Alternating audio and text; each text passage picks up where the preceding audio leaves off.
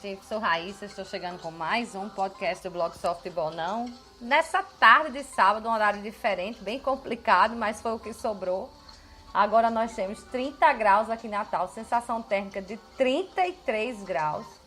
Apesar de ventos bons de 25 km por hora com rajadas de 33 km por hora.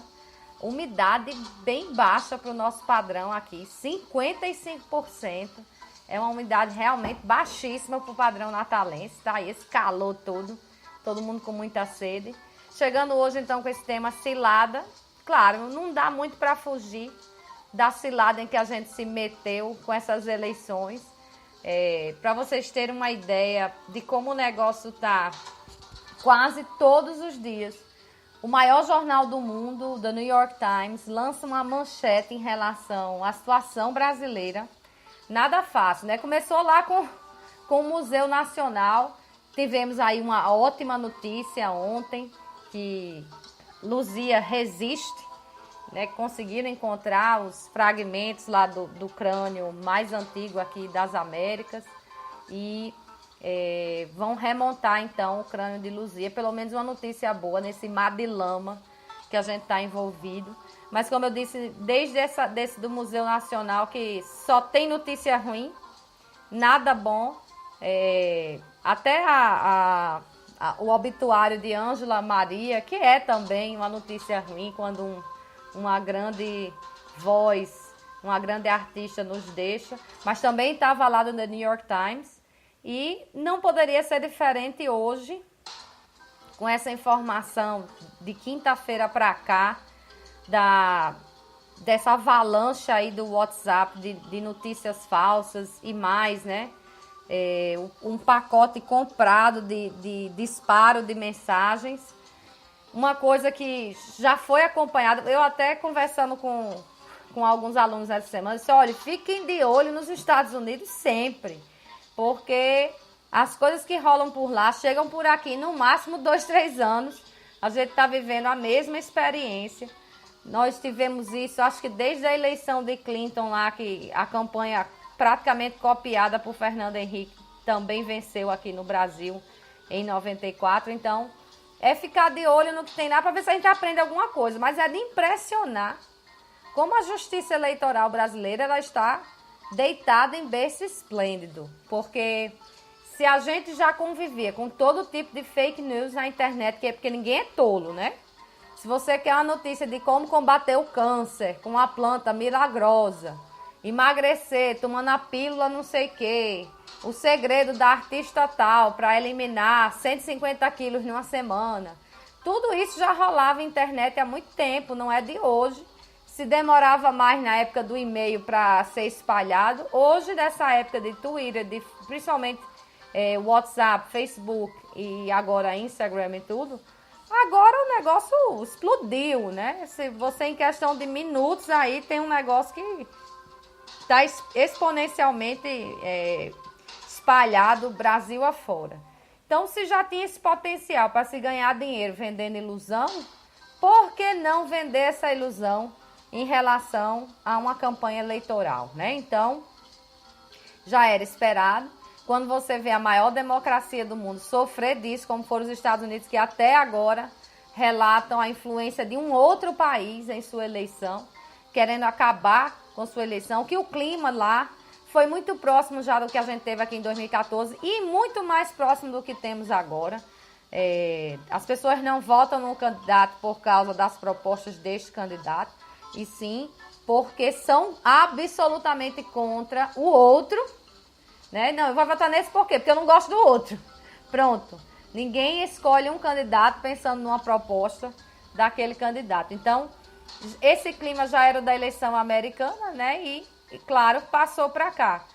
Mas para vocês terem uma ideia de como esse problema é um problema sério, que está em todo lugar, hoje, voltando ao The New York Times, o editorial do The New York Times, não tive ainda tempo de ler, né? Hoje está bastante corrido, está difícil.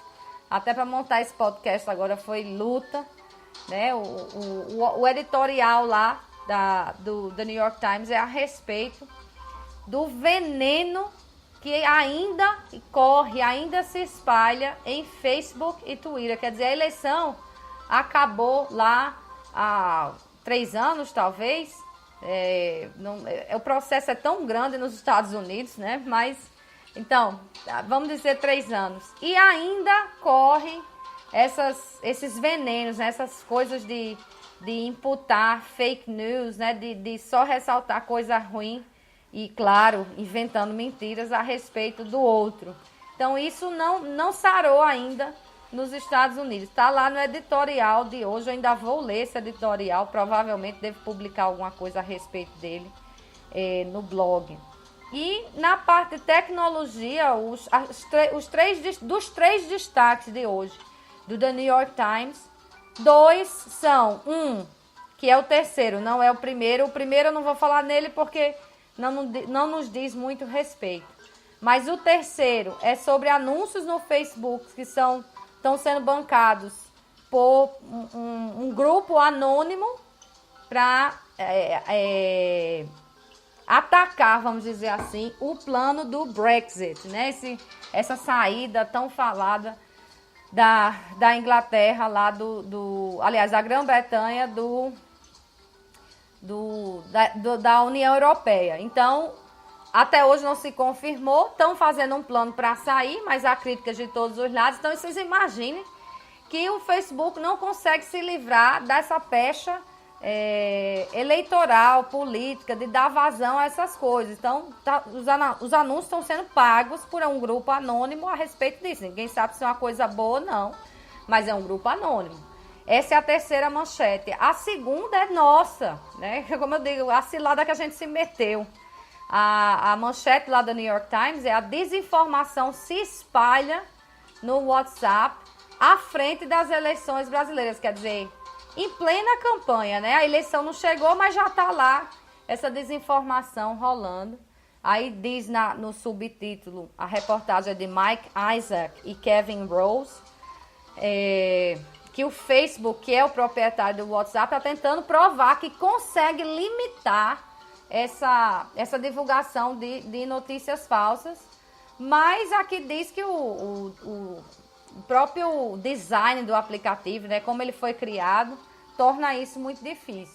E o que a gente tem visto, então, desde quinta para cá, eu tô com um texto pronto, por incrível que pareça. Eu faço textos, às vezes direto no computador, às vezes direto no celular. Mas quando eu tô numa sala de espera que não tem mais muito o que fazer e não gosto também de ficar o tempo todo em celular, eu corro para o meu caderninho que anda comigo, né, na bolsa, uma canetinha, e dando a escrever lá nas folhinhas dele. Então eu tô com um texto pronto de quinta de manhã, que foi o dia que eu levei minha mãe para fazer uma ressonância, que por sinal já fica aqui a propaganda negativa do Hospital do Coração, porque manda uma pessoa chegar em jejum às 7 da manhã e ela vem fazer o exame de meio-dia sendo uma pessoa diabética, é um absurdo. Vocês podem imaginar o meu nível de estresse lá com os funcionários do hospital. Então não recomendo, principalmente se for uma ressonância com sedação. Mas de todo jeito eu me sentei lá para fazer meu texto, tá pronto, não tive tempo ainda de passar para o blog, devo fazer isso de hoje para amanhã, muito provavelmente amanhã será o dia mesmo desse texto ao ar. E esse texto vai falar então dessa minha angústia com essa eleição, de que será que a gente vai conseguir superar esse momento?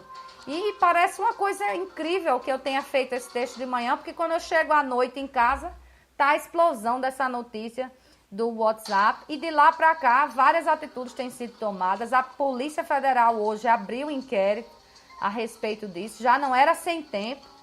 A PGR também já tinha solicitado à Polícia Federal que abrisse essa investigação, porque no mínimo isso precisa ser investigado. A gente não pode ficar nem, porque foi uma notícia de jornal, porque quem é contra. Engraçado como o jornal nunca agrada, né? Ele tá sempre errado. De um lado diz que ele é, eu nem sei como é que chama agora, acho que é comunista, né? Um lado diz que ele é comunista, o outro diz que ele é fascista. Eu, como sou de centro, né, não sei como é que eu ficaria, qual seria a pecha aí pra mim, porque uma hora me chamam de uma coisa, outra hora me chamam de outra. Mas a Folha de São Paulo, então, divulgou essa reportagem absurda, né, de que empresas estão pagando por fora da campanha de Jair Bolsonaro essa divulgação de fake news, e custa 12 milhões. E, assim, algumas coisas fizeram sentido para mim, porque, olha, eu fui incluída numa lista de uma pessoa, que eu não posso, obviamente, divulgar aqui quem é. Me chocou muito, inclusive, a pessoa que me mandou isso. Mas eu recebia, minha gente, disparos de 7, 8 vídeos, mensagens, direto, era uma atrás da outra. Aquilo não é a pessoa que produz, ela recebeu e repassou. E agora, com essa história aí de que cada mensagem custava 40 centavos... Inclusive, esta pessoa, depois de eu responder algumas coisas, que eu não aguentava mais o volume de coisas absurdas que eu recebia, essa pessoa disse, não, eu vou lhe tirar da lista, não se preocupe. Quer dizer, que existia uma lista que eu nem fiz, em nenhum momento eu fiz parte da escolha dessa lista, jamais faria, não gosto de campanha eleitoral por WhatsApp, né? Porque eu faço meu posicionamento pelo Twitter e pelo Facebook, porque as pessoas têm a opção de deixar de me seguir. Mas se eu tenho você no meu WhatsApp, é porque eu me comunico com você, aquela é uma forma. Então, na hora que eu lhe invado, né, dou uma enxurrada de vídeos e não sei o que, eu não estou lhe dando a opção de você não receber aquilo. A sua opção é cortar a comunicação comigo. Isso é um absurdo, essa é a minha opinião. Então, depois começou a fazer um certo sentido. Depois de quinta à noite, para mim, essas coisas começaram a fazer um certo sentido de por que essa avalanche de coisas recebidas sem a gente ter pedido, né, de grupos, inclusive, em que as pessoas várias vezes concordaram de não enviar essas coisas e as coisas continuaram sendo enviadas. Aí a gente começa a entender, porque segundo lá a reportagem da Folha de São Paulo, entre 12 e 40 centavos cada mensagem enviada, você imagina um volume desse multiplicado por cada pessoa que recebe, dá um dinheirinho bom aí ao longo de um dia, né? Imagine ao longo de uma semana, de um mês, uma campanha inteira, né? Bom, mas então, para meu desgosto, tá o Brasil aí na notícia do New York Times, logo na capa, né, sobre essa desinformação, mas para minha alegria já tem investigação, porque é isso no mínimo que a gente merece, uma investigação da Polícia Federal. O TSE também abriu ação de investigação, essa foi pedida pelo PT, que está sendo mais prejudicado, seria quem iria entrar mesmo, mas a pergunta que fica é, para que serve a justiça eleitoral nesse país? Há muito tempo eu reclamo disso. Tem nem tempo aqui muito para falar. Mas a justiça eleitoral, minha gente, é a única que não existe no Brasil. Os juízes são emprestados. Os membros do Ministério Público são emprestados. Ninguém é juiz eleitoral exclusivamente. Só o quadro dela de servidores é exclusivo. Aí a gente entende um pouco, porque quem construiu isso foram os políticos, né, que montaram. Então, é a única justiça que ela é emprestada, né? A cada 2 anos ela muda e aí você tem todo um atropelo para se seguir com esse processo. Então, essa é a hora da gente questionar realmente o papel da justiça eleitoral. Já se sabia desse movimento de fake news, já se tinha conhecimento do que estava acontecendo nos Estados Unidos e que até agora não se conseguiu ainda solucionar. Cabia uma postura mais proativa da justiça, mas a justiça parece que agora está abrindo os olhos, mas também não sabe muito que rumo seguir, né? O que é que nós vamos fazer com a eleição toda baseada em fraude e em mentira? É isso que a sociedade brasileira precisa se perguntar. Mas a realidade, pelo menos no campo administrativo, o WhatsApp começou a tomar suas atitudes, identificou os números que disparam mensagens para quem não pediu, cancelou alguns desses números, suspendeu outros, muita gente com conta bloqueada. Hoje, inclusive, um dos filhos de Bolsonaro publicou que está com a conta bloqueada. A gente já imagina, vai ligando os pontos, né? Sai a reportagem lá, bloqueia a conta do filho de Bolsonaro, a gente já sabe mais ou menos onde é que esse negócio vai dar. Mas essa é a cilada em que nós estamos. O que vamos fazer daqui para frente, né? Com essa constatação de fraude no pensamento, na publicação de mensagens fraudulentas e principalmente num dinheiro que não foi declarado à Justiça Eleitoral. Vamos descobrir daqui para frente, né? Mas temos que nos questionar e principalmente agir, se não para que não impeça mais a desgraça dessa eleição, mas que não se aconteça isso mais em outras. Bom sábado para todo mundo, renovo o convite para sexta que vem, 7 da noite, sobre outros assuntos. E amanhã, 10 da manhã, muita coisa sobre nosso futebol, como sempre no domingo, né? Bom sábado e até lá.